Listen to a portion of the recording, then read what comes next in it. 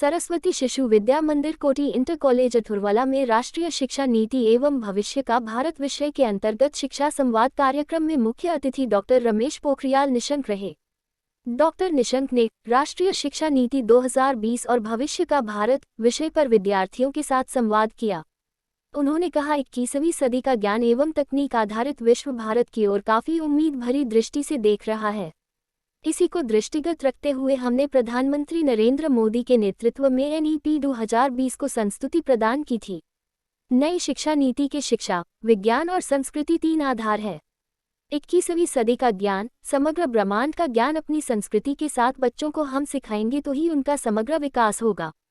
प्रधानमंत्री नरेंद्र मोदी के एक भारत श्रेष्ठ भारत के संकल्प को पूर्ण करने में हमारे शिक्षण संस्थान अद्वितीय योगदान कर सकते हैं, हमारी प्राचीन धरोहर को पुनर्प्राणित कर सकते हैं। डॉक्टर निशंक ने कहा, भारत के युवा वर्ग को कौशलकारी शिक्षा प्रदान करने का जो प्रण हमारे माननीय प्रधानमंत्री जी ने लिया है उसमें हमारी सहभागिता आवश्यक है।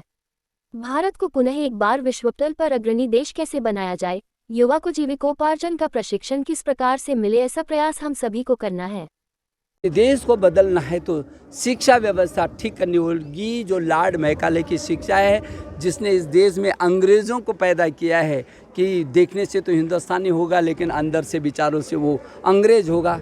अब देश स्वाधीन हो गया, इसलिए जो एनईपी 2020 राष्ट्रीय शिक्षा नीति 2020 है, हमारे देश के यशस्वी प्रधानमंत्री जी ने बहुत साफ तरीके से कहा कि हम ज़मीन पर खड़े होकर के अपनी जड़ों को और गहरा करना चाहते हैं और उन जड़ों को गहरा करके जो मेरा देश विश्व गुरु था और जिस आधार पर ज्ञान में, विज्ञान में, अनुसंधान में, प्रौद्योगिकी में, तकनीकी में, किस क्षेत्र में हम पीछे थे, कोई क्षेत्र ऐसा नहीं था जिस क्षेत्र में हमने शिखरता को प्राप्त न किया हो और अंग्रेज़ों ने हमारी जड़ों से हमको विरत किया। अब हम उन जड़ों को और मजबूत कर